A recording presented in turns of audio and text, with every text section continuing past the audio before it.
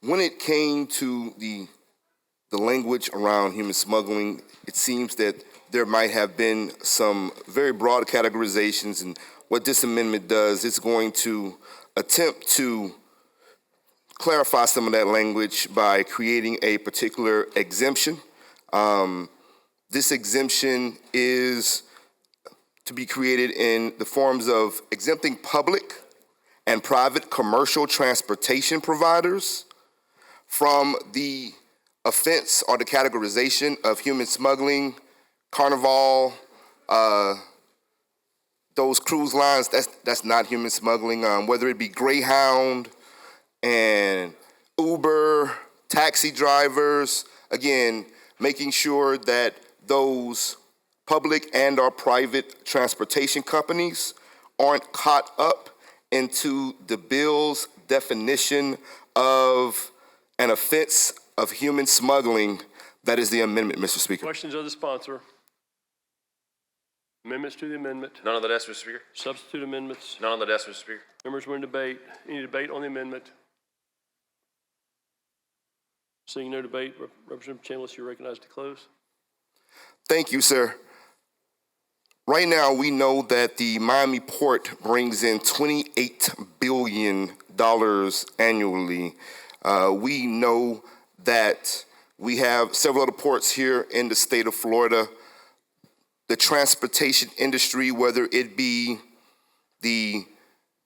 our airports, whether it be our buses, and in many of our communities, we're talking about rapid trains and other different forms of transit.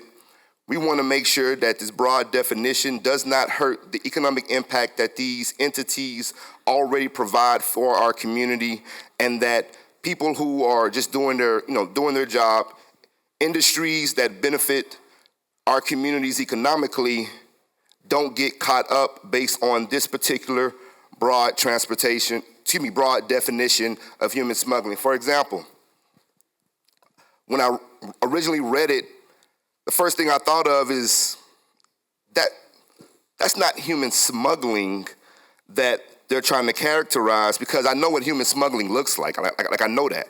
I can identify what human smuggling looks like. You know, when you get on a Greyhound bus, the bus driver, I'm not sure if they're qualified to go around and try to and to identify who would reasonably be categorized as someone who they think would not have documentation.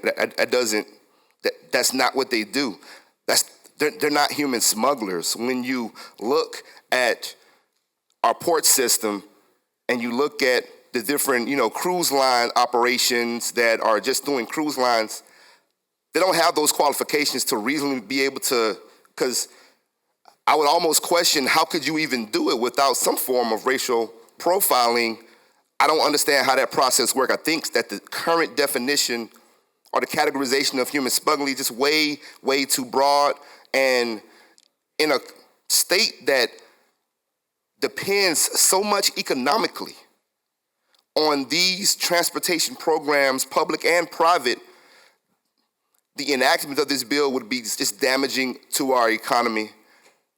I think that needs to be looked at. I don't think that it is specific enough, and I think that we should exempt these businesses who do good business here in the state of Florida, who help our economy here in the state of Florida, who help make sure that there are tens of thousands of jobs here in the state of Florida. I think that they need to be exempt from this particular provision in this bill. Thank you, Mr. Speaker.